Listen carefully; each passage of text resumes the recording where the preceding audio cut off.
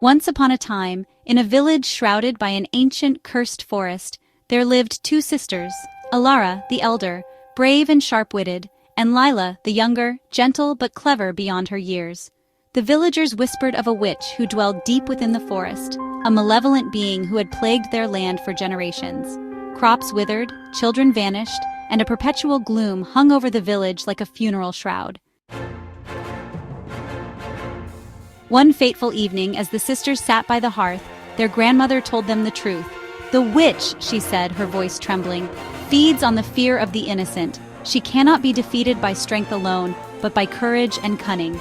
Long ago, your mother tried to face her, but she never returned. All that remained was this." She handed them a small, tarnished amulet, its surface etched with glowing runes.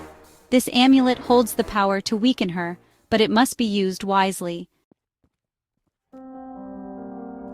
Determined to end the witch's reign of terror, the sisters set out at dawn, armed with the amulet, a lantern, and their unyielding bond.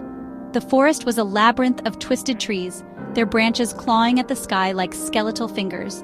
The air was thick with the scent of decay, and the only sounds were the distant caws of crows and the rustling of unseen creatures. As they ventured deeper, the forest seemed to come alive. Shadows danced at the edges of their vision, and whispers echoed through the trees. Suddenly, the ground beneath them trembled, and the witch emerged from the darkness. She was a towering figure, her tattered cloak billowing like smoke, her eyes glowing with an unnatural green light. In her gnarled hand, she clutched a staff topped with a pulsating crystal. "Witch, you dare enter my domain? Foolish children. Your mother tried to defy me, and now her soul is mine. You will join her. Elara, we're not afraid of you. We've come to end your curse." The witch laughed, a sound that sent shivers down their spines. "Then let us see how brave you truly are."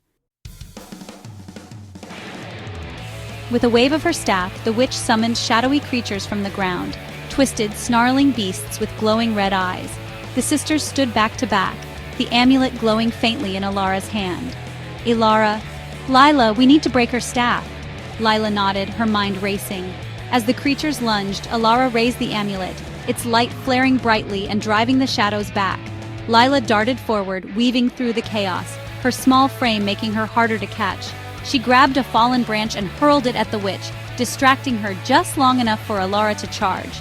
The witch swung her staff, but Elara ducked and slashed at it with a silver dagger she had hidden in her cloak. The crystal cracked, and the witch screamed in fury. "Witch, you cannot defeat me!" Her form shifted into a monstrous, winged creature. The sisters fought with everything they had. Elara used the amulet to create a barrier of light, shielding them from the witch's attacks, while Lila searched for a way to destroy the staff completely. Spotting a jagged rock nearby, she grabbed it and climbed onto a fallen tree. With a cry, she leaped onto the witch's back and drove the rock into the crystal, shattering it. The witch let out an ear-piercing wail as her power drained away. Her form crumbled into ash, and the forest fell silent. The shadows dissipated, and the trees seemed to breathe a sigh of relief. The curse was broken. Exhausted but triumphant, the sisters returned to the village, where they were hailed as heroes. The amulet, now dull and lifeless, was placed in a shrine to honor their mother's memory.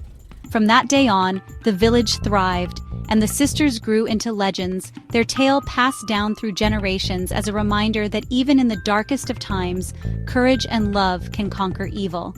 And so, the forest, once a place of fear, became a symbol of hope, its trees standing tall and proud, as if guarding the memory of the two sisters who had faced the darkness and emerged victorious.